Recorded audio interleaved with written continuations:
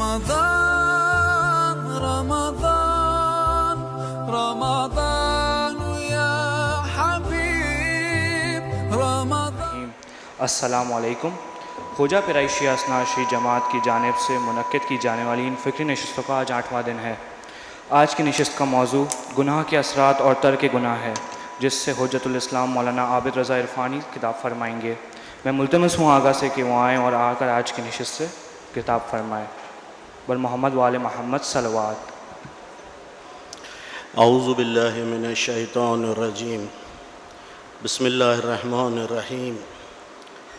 الحمد للہ رب العالمین والصلاة والسلام علی رحمۃ للعالمین وعلی اہل بیتہ الطیبین الطاہرین المعصومین لا سیما بعقیت اللہ فی الارضین عجل اللہ تعالی فرجہ الشریف.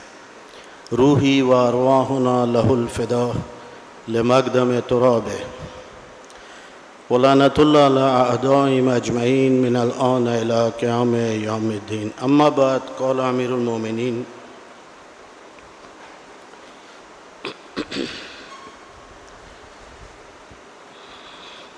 یا نور و یا قدوس یا اول الاولین و یا آخر الاخرین اللہم اغفر لی الذنوب التي تحتک الاسم اللہم اغفر لی الذنوب التي تنزل النقم اللہم اغفر لی الذنوب التي تغیر النعم اللہم اغفر لی الذنوب التي تحبس الدعاء اللہم اغفر لی الذنوب التي تنزل البلاء اللہم اغفر لکل ذنب اذنبت وکل خطیۃ اخطأتها.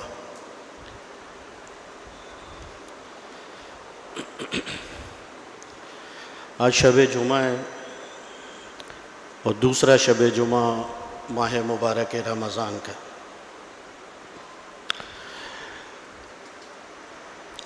خوش نصیبی ہے ہماری کہ ان مبارک شبوں میں اللہ تعالیٰ نے توفیق عطا فرمائی کہ ایک علمی محفل میں شرکت کا موقع ملا. اس کا شکر بجا لاتے ہیں.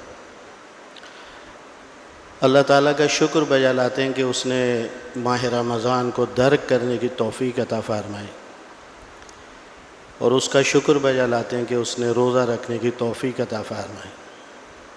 بارگاہ خدا میں بحق محمد و آل محمد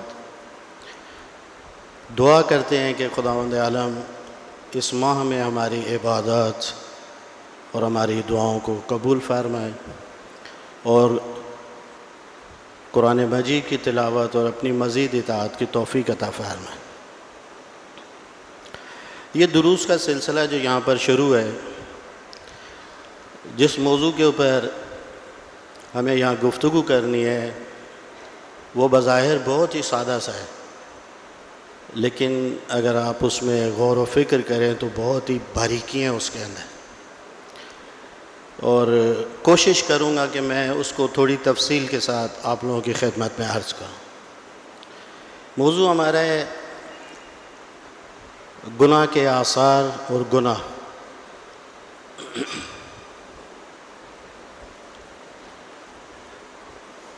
گناہ کے آثار پہ گفتگو کل کی جائے گی، لیکن آج گناہ کے مفہوم کو واضح کریں. ہم گناہ کہتے کس کو؟ بظاہر بہت سادہ سا لفظ ہے گناہ. یہ گناہ ہے، یہ معصیت ہے، لیکن گناہ کے کیا معنی ہیں اور اس کی تفصیل کیا ہے؟ عزیزو، گناہ جو ہے وہ اردو میں بھی استعمال ہوتا ہے، فارسی کا بھی لفظ ہے. اب یہ کس عربی کے لفظ کا ترجمہ ہے یہ اتنا واضح نہیں ہے، کیونکہ عربی میں گناہ کے لیے بہت سارے الفاظ استعمال ہوتے ہیں. جیسے قرآن مجید میں تقریباً 17 لفظ جو ہیں گناہ کے لیے قرآن مجید میں استعمال ہوئے. اس کو تھوڑا تھوڑا اس کی تفصیل بیان کریں. پہلے ہم اپنے اردو میں جو گناہ ہے اس کے معنی کرتے ہیں. ہم کہ گناہ کہتے کس کو؟ گناہ کے معنی خلاف کے. یعنی جو بھی امر خدا اور خواہش خدا کے خلاف عمل کیا جائے اس کو گناہ کہتے ہیں. یہ اس کی ایک سادی سی تفصیل ہے. دوسری اہم چیز جو آپ لوگوں کی خدمت میں عرض کرنا ہے وہ یہ کہ ہر گناہ کا اثر مختلف ہے. ایسا نہیں ہے کہ ہر گناہ جو ہے وہ ایک ہی اثر دکھاتا ہے. شراب اپنا ایک الگ اثر دکھاتی ہے، سود ایک اپنا الگ اثر دکھاتا ہے، جھوٹ ایک اپنا الگ اثر دکھاتا ہے، لقمہ حرام جو ہے وہ اپنا ایک الگ اثر دکھاتا ہے. بچوں کو حرام لقمہ دینا ایک اثر اس کا الگ ہے. ایسا نہیں ہے کہ ہر گناہ ایک ہی اثر دکھاتا ہے. جیسے ہر بیماری کا اثر الگ ہوتا ہے. ہارٹ کا مرض ہے اس کا ایک اثر الگ ہے، شوگر ہے اس کا ایک اثر الگ ہے، بلڈ پریشر ہے اس کا ایک اثر الگ ہے. اسی طریقے سے کڈنی جو ہے اس کا اگر بیمار ہے تو اس کے اثر جو ہے وہ الگ ہوتا ہے. تو ہر گناہ کا جو ہے وہ اثر الگ ہوتا ہے. انشاءاللہ یہ بحث ہم کل کریں گے. لیکن قرآن مجید کے اندر جو گناہ کے لفظ استعمال ہوئے ہیں ان کو میں تشریح کرنے سے پہلے یہ جو میں بات ابھی کر رہا تھا کہ ہر گناہ کا اثر الگ ہوتا ہے، آج شب جمعہ ہے، آپ لوگوں نے دعائے کمیل کو دقت سے پڑھا ہوگا. ابتدائے دعائے کمیل کے اندر مولا امیر المومنین علیہ السلام گناہ کے بارے میں دیکھیں کس طریقے سے ارشاد فرماتے ہیں.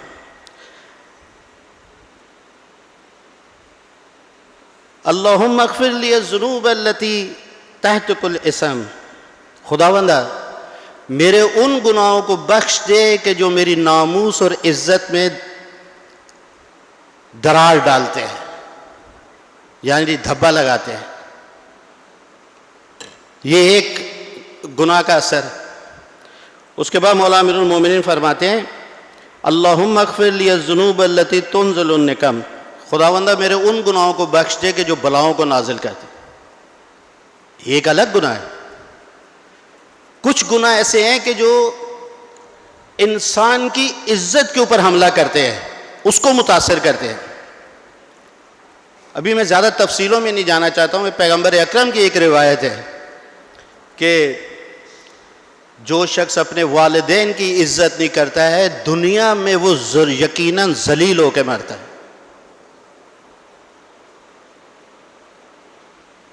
یہ کس کا اپنا اثر ہے. ایک ہی روایت کے اندر پیغمبر اکرم نے دونوں چیزوں کو ارشاد فرمایا کہ جو والدین کی عزت نہیں کرتے ہیں، والدین کا احترام نہیں کرتے ہیں، ایک تو ان کی عمر چھوٹی ہوتی ہے، مختصر ہوتی ہے، اور دوسرا یہ کہ ان کو عزت کے ساتھ کبھی موت نہیں آتی ہے، یقیناً وہ ذلیل ہو کے مرتا ہے. یا ان لوگوں کے لیے جن کے لیے پیغمبر ظاہراً مولا امیر المومنین علیہ السلام کا یہ قول ہے التکبر فی الولایہ الذل بعد العزل. وہ غور سے سنا یہ روایت، خاص طور پہ وہ لوگ کہ جو کسی ٹیبل کے اوپر، کسی پوسٹ کے اوپر ہیں، لوگوں کے سامنے ذمہ داری ہے. مولا فرماتے ہیں کہ، اور آپ کو میں یہ حیرت کی بات ہے کہ ہمارے یہاں پر تو ان پولیس اسٹیشنوں میں یہ رواج ہی نہیں ہے، ادھر تو کوئی دین اور مذہب نام کی چیز ہی نہیں ہے. اس روایت کو میں نے کم کے اندر جو ہمارا ویزا لگاتا تھا، اقامہ لگاتا تھا، کوہندانی اس کا نام تھا، اس نے اپنے سر کے اوپر یہ روایت لگائی ہوئی تھی لکھ کے. میں کہا بڑا بامعرفت پولیس والا یہ ہے. التکبر فی الولایہ الذل بعد العزل. مولا فرماتے ہیں جو شخص اپنی پوسٹ اور کرسی کے اوپر تکبر سے پیش آتا ہے، ریٹائرمنٹ کے بعد اس کی نصیب میں سوائے ذلت کے کچھ نہیں ہوتا. جب تک اس کے پاس پوسٹ ہے، جب تک اس کے پاس اختیارات ہیں، اس کے پاس پاور ہے، لوگ اس کا احترام کرتے ہیں. جیسے آج کل کے لوگ، یہی وزیر اعظم جنہوں نے کوئی خدمت نہیں کی ہے، وزیر اعلیٰ جنہوں نے کوئی خدمت نہیں کی ہے، جب تک پوسٹ کے اوپر ہے ہر کوئی ان کو سلام کرتا ہے، لیکن جب یہ پوسٹ سے جائیں گے، ہٹیں گے، کوئی شخص ان کو سلام کرنے کے لیے تیار نہیں ہوگا. تو بعض گناہ جو ہیں وہ ایسے ہوتے ہیں کہ جو انسان کی عزت کو داغدار کرتے ہیں. من جملہ ان میں سے جن لوگوں کی عزت نہیں ہوتی ہے اور وہ کوئی بھی کام کریں وہ ذلیل و رسوا ہوتے ہیں. آج شب جمعہ میں تھوڑی سی تفصیل کر دوں اس والے کہ ان میں سے ایک علماء کا احترام نہ کرنا ہے.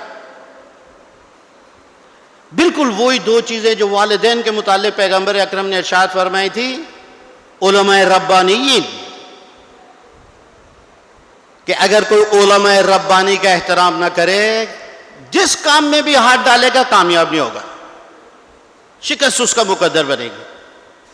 اور دوسرا ایسے لوگوں کی عمر جو ہے وہ کم ہوتی ہے، بدبختی ان کے نصیب میں ہوتی ہے، جوانی کے اندر وہ مر جاتے ہیں، ان کو عزت نصیب نہیں ہوتی ہے. تو مولا فرماتے ہیں کہ تحت کل اسم اللہم اغفر لی الذنوب التي تنزل النقم.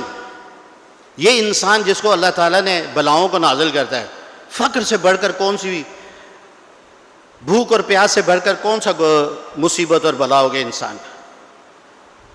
مولا فرماتے ہیں کہ جس کے پاس کھانے کو نہیں ہے اس کا دین بھی خطرے میں. یہ لوگ جو عیاشیاں کرتے ہیں ان کو اللہ تعالیٰ نے نوازا تھا، پیسہ دیا تھا، دولت دی تھی، اجی فضول خرچی کی وجہ سے ایک دن یہ بلائیں، مصیبت، فقر جیسی بلائیں اور مصیبتیں اس کے اوپر پڑیں گی. اللہم اغفر لی الذنوب التي تغیر النعم. یہ بہت عجیب ہے. خداوندہ میرے ان گناہوں کو بخش دے کہ جو نعمتوں کو تبدیل کر دیتے ہیں. انسان نے شرابیں پی، اپنی صحت کو خراب کیا، شرابیں پی، مال و ثروت کو برباد کر دیا، دولت تھی، صحت تھی، آج فقر و غربت میں ہے، آج بیماریوں کے اندر ہے. تغیر النعم.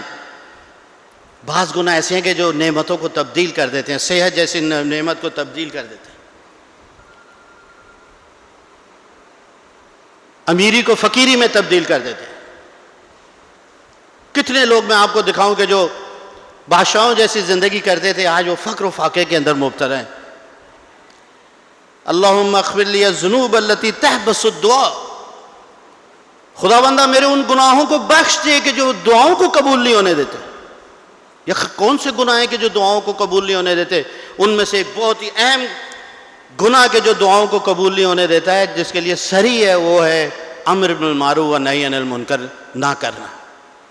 کہ اس کے اوپر انشاءاللہ میں کل گفتگو کروں گا. مولا فرماتے ہیں کہ اگر تم لوگوں نے امر بالمعروف و نہی عن المنکر کرنا چھوڑ دیا، تمہارے اوپر انتہائی شریر اور انتہائی گھٹیا قسم کے لوگ مسلط کر دیے جائیں گے، اور پھر تمہارے اچھے لوگوں کی دعائیں بھی قبول نہیں ہوں گی، برے تو دور کی بات ہے.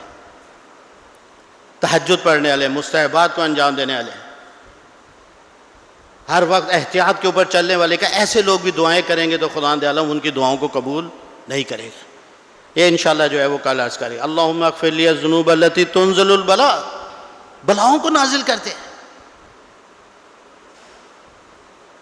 کون سے گناہ ہیں کہ جو اس وقت کراچی میں اس قدر شدت کی گرمی کے اندر تقریباً 1500 سے 2000 افراد مر چکے ہیں؟ یہ کون سی وجہ ہے کہ یہ بلاؤں کو نازل کر؟ یہ جو اچانک لوگ مر رہے ہیں، ابھی میں روایت کو پڑھ کے آ رہا ہوں، کتاب کا نام ہے الثواب والعقاب. اس کے اندر میں روایت کو پڑھ رہا تھا کہ جب زنا زیادہ ہونے لگتا ہے کسی مقام کے اوپر تو ادھر اموات اچانک ہونا شروع ہو جاتی.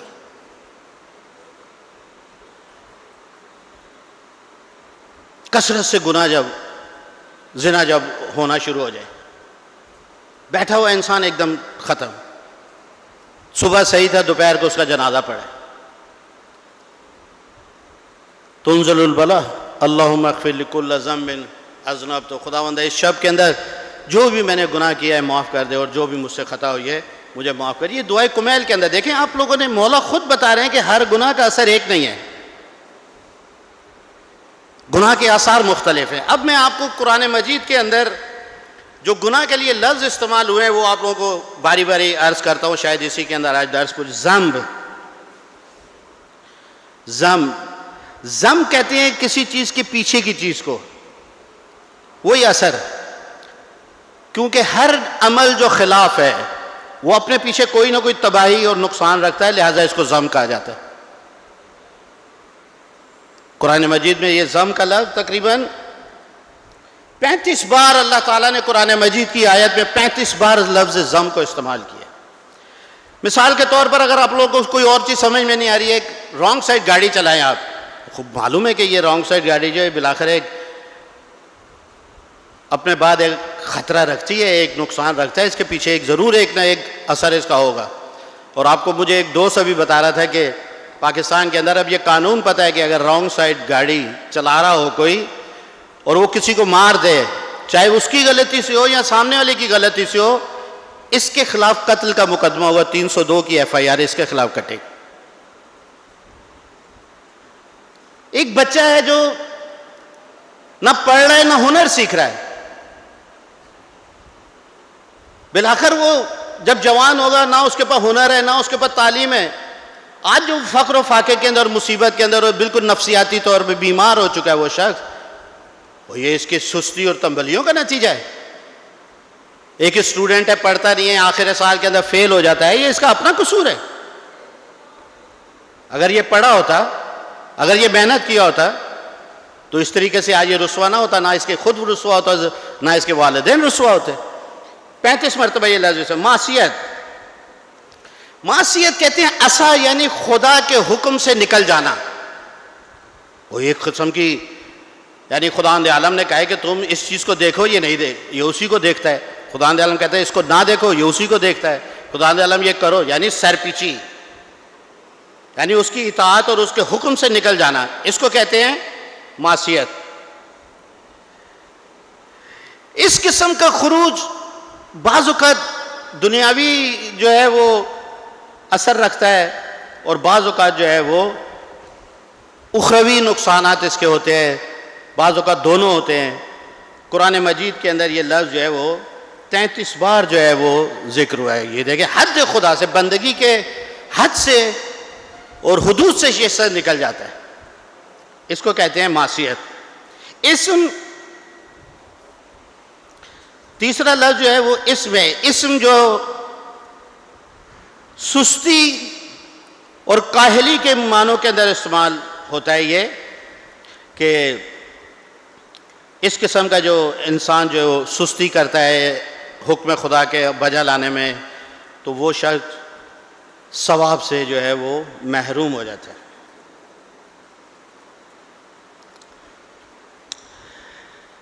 قرآن مجید میں 48 جگہ پر لفظ اسم استعمال ہوا ہے.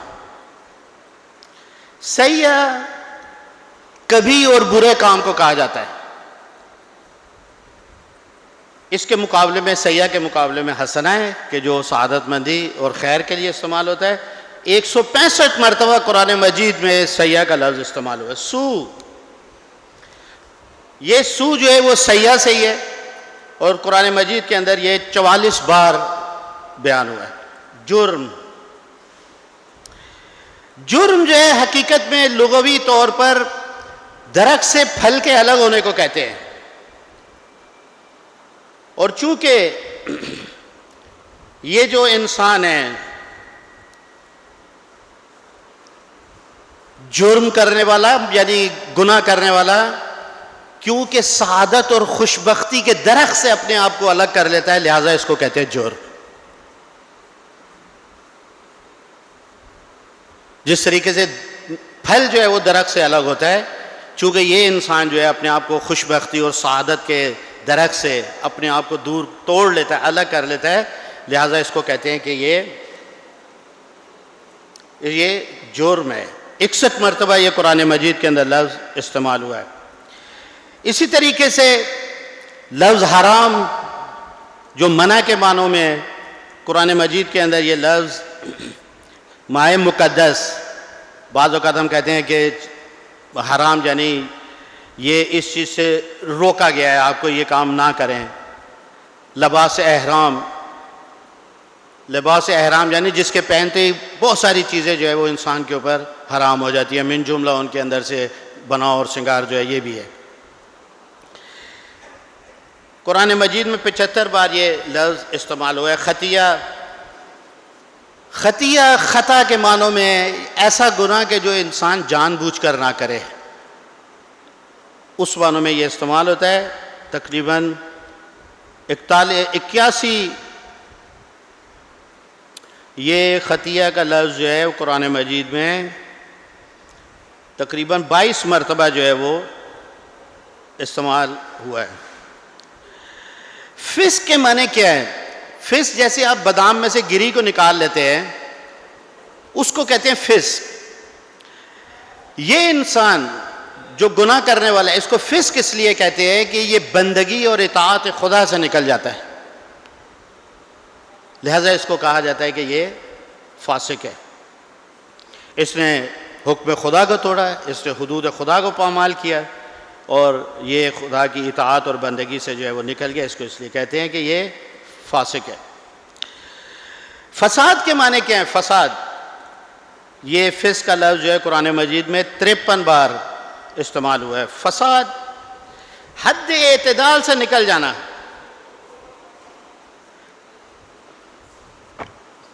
کھانے کے اندر حد اعتدال سے نکلے تباہی ہے، زیادہ کھائیں تو نقصان، کم کھائیں تو نقصان۔ عبادات بھی اسی طریقے سے، آپ اتنی عبادت کریں کہ آپ اپنے ذوی الحقوق کے حقوق کو ادا نہ کر سکیں، حرام ہے یہ عبادت۔ آپ اتنی کم عبادت کریں کہ حق خدا نہ ادا ہو سکے، یہ عبادت بھی صحیح نہیں ہے۔ ایسا نہیں ہے کہ عبادات کے اندر اللہ تعالیٰ نے کہا کہ جو چاہے کرے اور اسلام کہتا ہے جائز ہے۔ آپ عبادت کریں، اپنے گھر سے نکلیں اور جا کر بیابانوں اور غاروں کے اندر جا کر بیٹھ جائیں اور وہاں پر جا کر عبادت شروع کر دیں، یہ صحیح نہیں ہے عبادت۔ آیت اللہ شہید مطہری سے کہا کہ اگر حالات بڑے خراب ہیں، ہمارا دل چاہتا ہے کہ کسی تنہائی میں چلے جائیں، آقا نے فرمایا مرد وہی ہے کہ جو معاشرے میں برائی میں رہ کر اپنی اصلاح کرے، بہترین تیرنے والا وہی ہے کہ جو لہروں کے مخالف تیرے، اس کو کہتے ہیں استاد۔ لہذا حد اعتدال سے اگر آپ کوئی بھی چیز لے لیں، آپ عبادات لے لیں، عبادت سے تو بڑھ کر کوئی چیز نہیں۔ آپ روزہ اتنا رکھنا شروع کریں کہ آپ کا بدن کمزور ہو جائے، آپ کے بچوں کے لیے آپ کے کام کرنے کا جو ہے وہ طاقت باقی نہ رہے، تو یہ حرام ہے اس قسم کی عبادت۔ زیادہ اتنا سوتے ہیں کہ آپ صبح ڈیوٹی پر نہیں جا پاتے ہیں۔ یہ آج کل جو ہمارے یہاں پر روایت چل گئی ہے ساری رات جاگنے کی اور اول صبح جا کر سو جانے کی، یہ حرام ہے اس قسم کا جاگنا۔ ایسا عمل کہ جو آپ کو کسی واجب کے ترک کا سبب بنے یا باعث بنے، وہ آپ کے اوپر حرام ہے۔ حد اعتدال سے نکل جانے کو۔ فجور کہتے ہیں کسی چیز کو پھاڑنے کو، کیونکہ انسان خدا کے ساتھ جو اس کا رشتہ ہے اس کے اندر درار ڈالتا ہے، لہذا اس کو کہتے ہیں یہ فجور کا لفظ جو ہے وہ اس لیے استعمال ہوتا ہے۔ 6 بار قرآن مجید کے اندر استعمال ہے۔ منکر، فاحشہ، خبث، شر، لمم، وزر 2 درس ہے میرے پاس، اس سے زیادہ نہیں ہے، اور آخری لفظ ہے ہنس۔ یہ سارے کے سارے منکر کا لفظ جو ہے قرآن مجید میں 16 بار استعمال ہوا ہے، فاحشہ کا لفظ جو ہے وہ 24 بار استعمال ہوا ہے، اور خبث کا لفظ جو ہے وہ قرآن مجید میں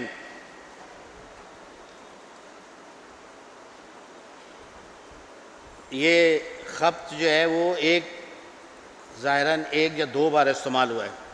اسی طرح شر کا لفظ جو ہے وہ کافی جگہوں کے اوپر یہ استعمال ہوا ہے، انشاءاللہ آپ اس کو بعد میں کریں گے۔ لمم کا لفظ جو ہے یہ بھی کافی جگہوں پر تقریباً 1 جگہ کے اوپر استعمال ہوا ہے۔ وزر جو ہے وہ سنگینی کے معنوں میں، یہ قرآن مجید کے اندر 26 بار استعمال ہوا ہے۔ اسی طرح کبھی سکل کے اور ہنس کے معنی جو ہے نا یہ بھی استعمال ہوا ہے۔ اب یہ قرآن مجید کے اندر تھے گناہ کے لفظ جو استعمال ہوئے تھے، اس کے علاوہ روایات کے اندر بھی مخصوص لفظ ہے جو گناہ کے لیے استعمال ہوئے ہیں۔ ان میں ایک جریرہ ہے، جنایت ہے، ذلت ہے، اسرت اور عیب ہے، یہ گناہ کے لیے استعمال ہوا۔ اب یہاں پر ایک بحث جو میں یہاں پر کرنا چاہتا ہوں وہ یہ ہے کہ ٹھیک ہے یہ سارے کے سارے گناہ جو ہے وہ 17 لفظ جو ہے وہ قرآن مجید میں گناہ کے لیے استعمال ہوئے، یا روایات کے اندر یہ 4-5 لفظ استعمال ہوئے۔ اب یہ گناہ جو ہے اس کو آپ غور سے سنیں کہ یہاں پر تھوڑا اب ہمیں کام ہے۔ یہاں سے ہم تقسیم کرتے ہیں گناہ کی اقسام کتنی ہیں۔ ایک گناہ کبیرہ ہے، ایک گناہ صغیرہ ہے۔ گناہ کبیرہ کا معیار کیا ہے؟ کس کو کہیں کہ یہ گناہ کبیرہ ہے؟ یہ تو ہم لوگوں نے سنا ہے، آپ لوگوں سے پوچھے کہ گناہ کبیرہ کا معیار کیا ہے، کس کو گناہ کبیرہ کہتے ہیں؟ میں نے عرض کیا تھا کہ بہت سارے مفاہیم ہیں جو ہم لوگ روزانہ استعمال کرتے ہیں لیکن کبھی اس کے اوپر غور نہیں کیا ہم نے. کیا معیار ہے آپ کے پاس, کیا میزان ہے, کیا ترازو ہے کہ یہ گناہ کبیرہ ہے؟ علماء نے 5 معیار بیان فرمائے ہیں گناہ کبیرہ کے. بڑی تیزی سے ٹائم گزر گیا. فرمایا کہ جس عمل کے اوپر خداوند عالم نے عذاب کا وعدہ کیا ہے کہ میں تجھے سزا دوں گا, عذاب دوں گا, اس عمل کو کہتے ہیں گناہ کبیرہ. ایک معیار تو یہ. دوسرا معیار, ہر وہ گناہ یا ہر وہ عمل کے جس کے لیے خداوند عالم نے حد کو معین کیا ہے. جیسے روزہ توڑنے کے اوپر حد کو معین کیا ہے, اس کو 100 کوڑے لگاؤ. شراب پینے والے کو کوڑے لگاؤ. جو زنا کرے اس کو سنسار کرو. اس قسم کی جو حدود معین کی ہوئی ہیں, اس قسم کے گناہ کو اور عمل کو گناہ کبیرہ کہتے ہیں جس کے اوپر اللہ تعالیٰ نے حد کو معین کیا ہو. یا ہر وہ عمل اور گناہ کہ جس کے ذریعے دین کو سست اور سبک لیا جائے. اب یہ ذرا تفسیر تھوڑی مشکل ہے. مثال کے طور پہ اپنے گھروں کے اندر انسان ایسے اعمال کو انجام دیتا ہے کہ جس سے دین کی بے حرمتی ہو رہی ہوتی ہے. مثلا والد نماز پڑھ رہا ہے, اس کے قریب بیٹھا میوزک سن رہا ہے.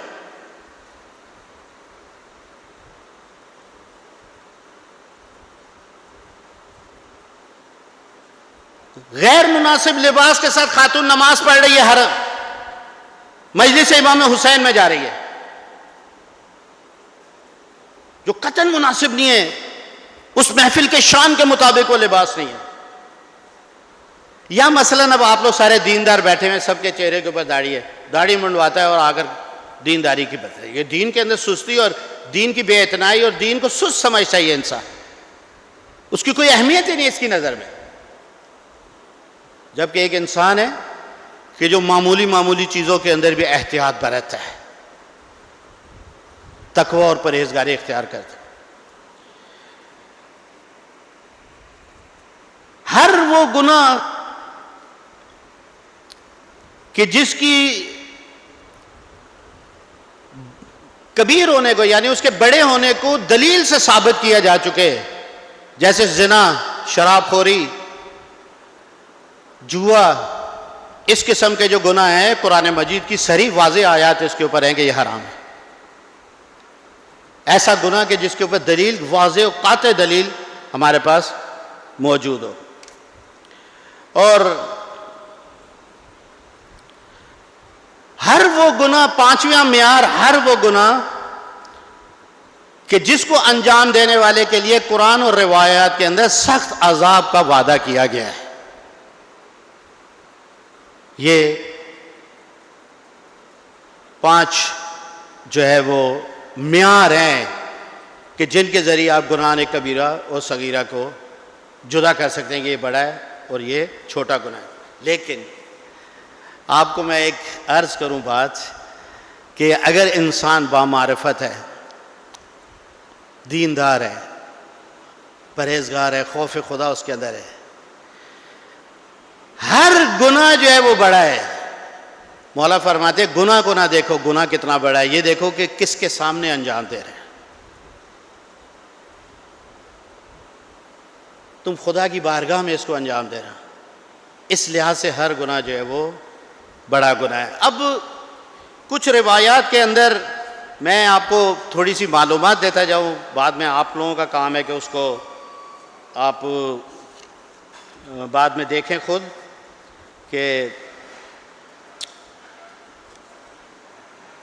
مولا امام جعفر صادق علیہ الصلوۃ والسلام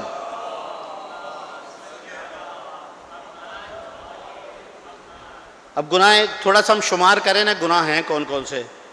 روایت ظاہراً یہ وسائل الشیعہ کے اندر ہے, شیخ حر عملی کی وسائل الشیعہ میں, الذین یجتنبون کبائر الاثم والفواحش امام موسیٰ کاظم علیہ السلام فرماتے ہیں کہ ایک عالم بزرگ عمر بن عبید حضرت امام ششم کی خدمت میں آیا اور سلام کی اور اس آیت کو پڑھا.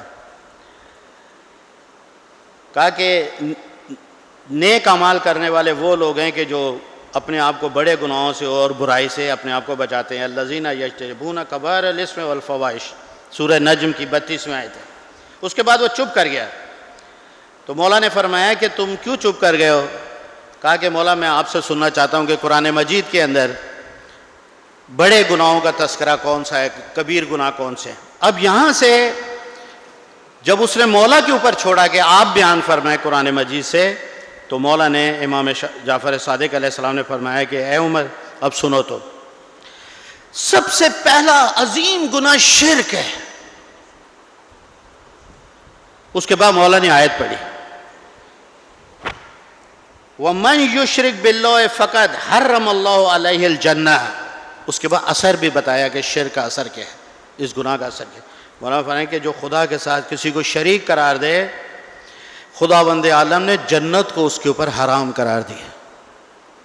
مشرک کبھی بھی جنت کے اندر نہیں جائے گا. سورہ نساء کی 72ویں آیت. دوسرا جو مولا کی اس روایت کے اندر تقریباً 17-18 میرا خیال گناہ جو ہیں وہ مولا نے ذکر فرمائے ہیں، 19 تیزی سے میں پڑھتا ہوں ان کو. دوسرا جو ہے وہ اللہ کی رحمت سے مایوس ہونا. لا تقنطوا من رحمت اللہ. ادھر مولا نے ارشاد فرمایا کہ ان اللہ یبایس من روح اللہ الا القوم الکافرون. سوائے کافروں کے رحمت خدا سے کوئی نا امید نہیں ہوتا ہے. مومن کبھی خدا کی بارگاہ سے نا امید نہیں ہوتا ہے. یہ خودکشی کو جو حرام قرار دیا گیا ہے، خودکشی ایک انسان اپنے آپ کو ختم کرتا ہے، اس میں کیا حرج ہے؟ لیکن کیونکہ خودکشی ایک نا امیدی کے نتیجے میں ہوتی ہے، لہذا یہ حرام ہے. یہ جو لوگ نوٹ پھاڑ دیتے ہیں، اس کے اوپر ان کو بھی میں تھوڑا سا عرض کرتا چلوں. اپنے گھر کی چیزیں توڑ دیتے ہیں، کہتے ہیں میری ہے، میں نے توڑ دیا ہے. یہ بیچارہ نافہم آدمی ہے. تو اس کا مالک نہیں ہے، حق کے تصرف رکھتا ہے. خداوند عالم نے تجھے مالک نہیں اس کا بنایا، تو حق کے تصرف رکھتا ہے. اس کو فقط استعمال کر سکتا ہے. تو چونکہ خودکشی جو ہے وہ نا امیدی کے نتیجے میں ہوتی ہے، لہذا حرام ہے. دوسرا جو ہے وہ گناہ کبیرہ مایوسی ہے.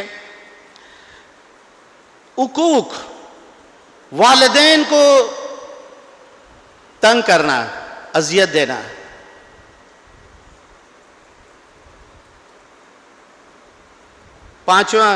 چوتھا قتل انسان، جان بوجھ کر کسی انسان کو قتل کرے. وَمَنْ يَقْتُلْ مُؤْمِنًا مُتَعَمِّدًا فَجَزَاؤُهُ جَهَنَّمُ خَالِدًا. یہ شخص جو ہے ہمیشہ جو ہے جہنم کے اندر رہے گا، کبھی بھی اس سے باہر نہیں نکلے گا. پاک دامن خواتین کی طرف زنا کی نسبت دینا. ان الذین یرمون المحصنات الغافلات المؤمنات لعنوا فی الدنیا والآخرہ ولہم عذاب عظیم. ساتواں خوردہ مال یتیم کا کھانا. کتنے لوگ ہیں کہ جو مر گئے، ان کے بچوں کے بڑے ان کی جائیداد پہ قابض سے آج ان کو دینے کے لیے تیار نہیں ہیں. قرآن دیکھیں کیا فرما رہے ہیں. کہہ رہے یہ لوگ انما یاکلون فی بطونہم نارا. کہا اب یہ جو نوالے ہیں نا، یہ نہیں کھا رہے ہیں، یہ آگ کے نوالے ہیں کہ جو کھا رہے ہیں. ان کے پیٹ کے اندر، ان کے شکم کے اندر جو ہے وہ نار جہنم ہے.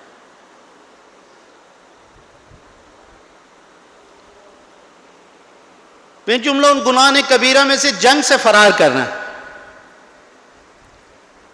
ربا، سود. الذین یاکلون الربا لا یقومون الا کما یقوم الذین یتخبطہ الشیطان من المس. جادو، یہ مولا کی روایت کے جملے. جادو ٹونے. وَلَقَدْ عَلِمُ لَمَنِ اشْتَرَاهُ مَا لَهُ فِي الْآخِرَةِ مِنْ خَلَاقٍ. زنا. وَمَنْ يَفْعَلْ ذَلِكَ يَلْقَ أَثَامًا يُضَاعَفْ لَهُ الْعَذَابُ يَوْمَ الْقِيَامَةِ. 12واں جھوٹ. الذین یشترون بعہد اللہ وایمانہم ثمنا قلیلا اولئک لا خلاق لهم فی الآخرہ. میں جلدی ان کو ختم کروں. تیسرا، جنگی جو مال غنیمت ہے ان کے اندر خیانت کرنا. ومن یغل الجات بما غل یوم القیامہ. اسی طرح کا زکوٰۃ نہ دینا. اس کے لیے میں عرض کروں آپ کی خدمت میں، امام زمانہ جب ظہور کریں گے، میں شاید کل وہ روایت آپ کو لا کر دکھاؤں. سب سے پہلے ادھر ہمارے یہاں بولتے ہیں جی علماء کا گلا کاٹے گے جی. وہ ایک ہمارا دوست تھا، وہ علماء کا گلا چومتا تھا. ہم نے کہا یار تو کیوں چومتا؟ کہ یار اس کو چوموں یہ امام زمانہ کی تلوار ان مولویوں کے گلے پہ چلے گی، اس کو چومنا چاہیے. اس بیچارے کو یہ پتہ نہیں ہے کہ مولا امام زمانہ جب ظہور کریں گے، سب سے پہلے جن سے سوال جواب ہوگا اور پوچھ گچھ ہوگی وہ لوگ ہوں گے جو زکوٰۃ نہیں دیتے. کل میں آپ کو یہ روایت لا کے دکھاؤں. یہ زکوٰۃ نہ دینے والا دو قسم کے جرم کا شکار ہوتا ہے. ایک تو یہ کہ حکم خدا کو بجا نہیں لایا، اور دوسرا زکوٰۃ کے مستحقین کو محروم کیا اس نے، ان کے حق کو غصب کیا. اسی طرح خمس نہ دینے والا، یہ دو گناہ کا مرتکب ہوتا ہے. ایک تو یہ کہ حکم خدا کو بجا نہیں لایا، دوسرا یہ کہ مستحق جو ہیں ان کو محروم کیا اس نے خمس سے. وہ لوگ جو مرضی کہتے رہے، لیکن حقیقت یہی ہے کہ وہ جب مولا ظہور کریں گے اس وقت پر جھوٹی گواہی دینا، ترک نماز گناہ کبیرہ میں سے. عزیزو، اور کچھ نہ کرے زندگی میں، اول وقت میں نماز کو پڑھیں. آپ اس کی برکات کو دیکھیں. کیا ایران میں ایک اسٹوڈنٹ تھا جو لندن گیا ہوا تھا، پیپر دینے کے لیے جا رہا تھا، بس خراب ہو گئی. اس نے کہا میں کیا کروں، میرا پورا سال ضائع ہو جائے گا اگر میں نہیں ٹائم کے اوپر پیپر میں پہنچا. ادھر امام زمانہ سے کہتا ہے مولا اگر میں ٹائم کے اوپر پہنچ گیا کلاس میں اور میں نے پیپر دے دیا، میں اول وقت سے نماز کو قضا نہیں کروں گا. ابھی یہ سوچا ہی تھا، ایک شخص آیا، بولا کیا ہوا ہے گاڑی کو؟ کہا یہ خراب ہو گئی ہے. اس نے کہا جا کے اسٹیئرنگ پہ بیٹھو. ڈرائیور کو کہا، اس نے ایسے کر کے دیکھا اور کہا جاؤ. اسے سیلف مارا، اسٹارٹ ہو گئی. یہ اتر کے دیکھنے لگا چاروں طرف کون ہے، کوئی نظر نہیں آیا. وہ شخص غائب ہے. سمجھ گیا کہ امام خود آئے تھے میری مدد کرنے کے لیے. ابھی نماز کو اول وقت میں پڑھا نہیں ہے کہ امام حاضر ہو. شیخ عباس قمی نے اپنی منتہی الاعمال میں مولا امام حسن عسکری علیہ السلام کا ایک واقعہ لکھا ہے. ایک شخص آیا مولا کے پاس سفارش کروانے کے لیے، تو مولا نے کہا کیا کام ہے؟ کہا مولا رکا لکھ دیں، کسی کو کام ہو جائے. مولا نے جیسے کاغذ کے اوپر قلم کو رکھا، مؤذن نے اذان دے دی.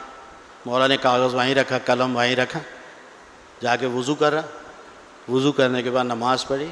جب تک مولا وضو کرتے رہے، نماز پڑھتے رہے، یہ قلم خود ہی کاغذ کے اوپر چلتا ہے.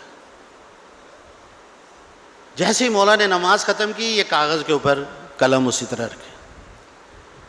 وہ بڑا حیران ہوا. مولا نے فرمایا کیا ہوا، تم بڑے حیران ہو کے دیکھ رہے ہو؟ کہا مولا عجیب ہے، آپ اٹھ کے نماز پڑھنے گئے، یہ قلم کھڑا ہوا کاغذ پہ خود بخود لکھتا ہے.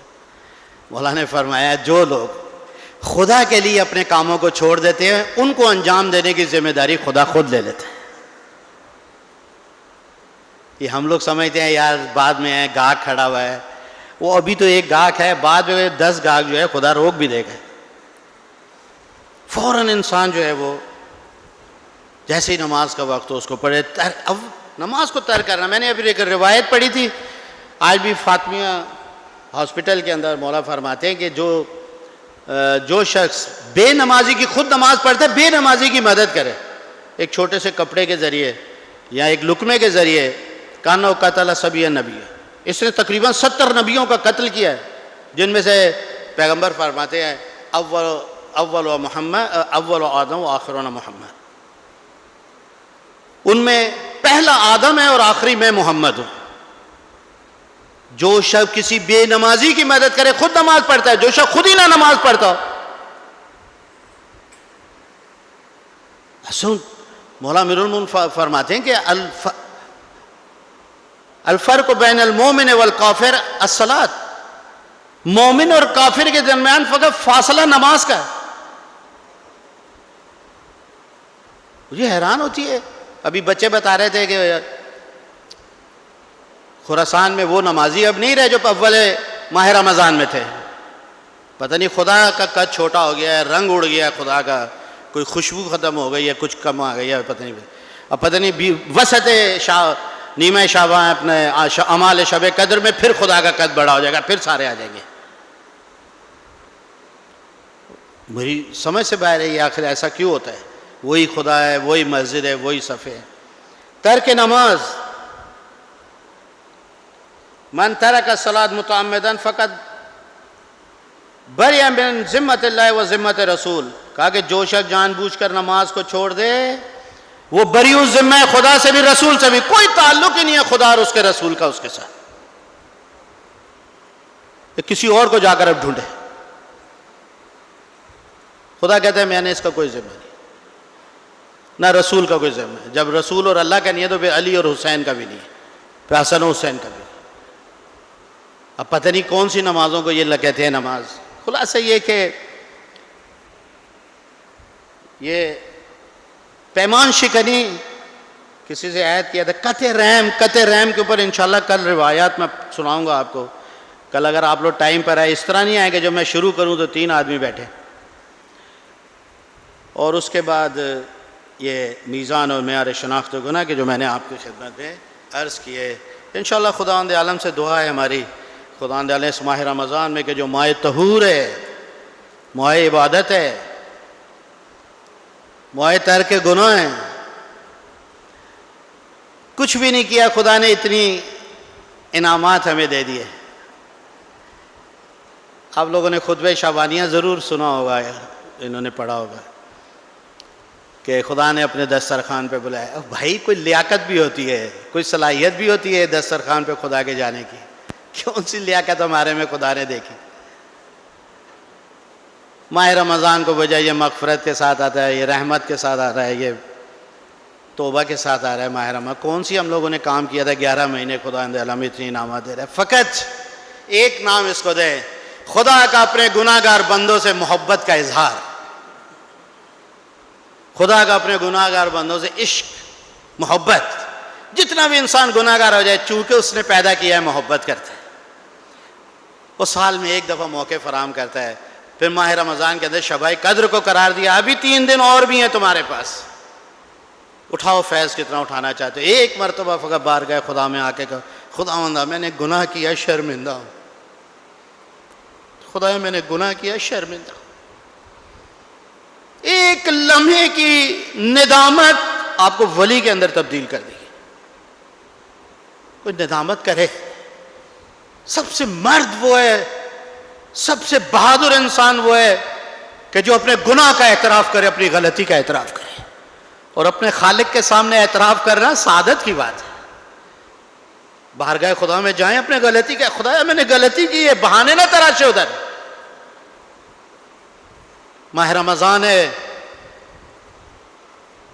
بچہ, ماں اسی بچے کو دودھ پلاتی ہے جو زور سے چیختا ہے. جتنی زور سے چیختا ہے ماں اتنی جلدی اس کو دودھ پلاتی ہے. آپ بھی جتنا گڑ گڑا کے بارگاہ خدا میں جائیں گے, ملائکہ کہ خدا ان کہے گا ملائکہ اب یہ بے صبر ہو رہا ہے, اب یہ حوصلہ چھوڑ رہا ہے, جلدی سے آ کے اس کی بات کو پورا کرو, یہ کیا مانگ رہے اس کو عطا کر دو. اور خاص طور پر جب ماہ رمضان میں یہ نماز کے بعد دعا کرے, اس کو رد نہیں کرنا. یہ بھوکا اور پیاسا میری بارگاہ میں آیا ہے, یہ میرے سامنے سجدہ کر چکا ہے, یہ میرے سامنے جھک چکا ہے. جو چاہتا ہے اس کو پورا کرو, اس کی دعاؤں کو پورا کرو, اس کو خالی ہاتھ. مجھے شرم آتی ہے کہ میری بارگاہ سے میرا بھوکا اور پیاسا جس نے سجدے اور رکوع کی ہو, قیام کی ہو میری بارگاہ کے اندر, میں اس کو خالی ہاتھ واپس چھوڑ دوں. خداوند عالم سے دعا کرے خداوند اس ماہ رمضان میں ہم سب کی مغفرت فرما, خداوند ہماری دعاؤں کو مستجاب فرما. اللہم صلی علی محمد و آل محمد وعجل فرج. میں شکر گزار ہوں حجت الاسلام مولانا عابد رضا عرفانی کا کہ انہوں نے ہماری اس موضوع پر رہنمائی فرمائی. ہماری کل کی نشست کا موضوع گناہ کے اثرات اور ترک گناہ ہے, جس سے مولانا حجت الاسلام مولانا عابد رضا عرفانی کتاب فرمائیں گے. ہمارا پروگرام ٹھیک 9 بجے شروع ہو جائے گا. میں گزارش کرتا ہوں برادر مہدی سے کہ وہ آ کر دعائے امام زمانہ سے آج کی نشست کا اختتام فرمائیں. بسم اللہ الرحمن الرحیم.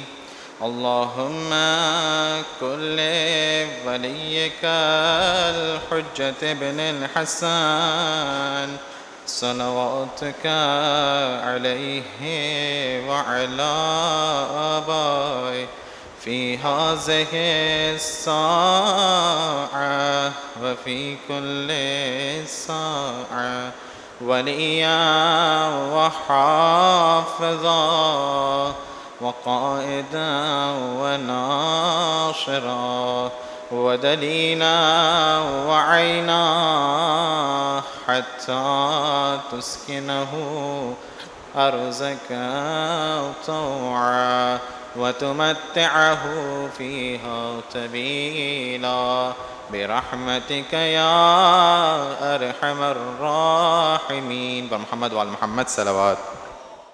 رمضان رمضان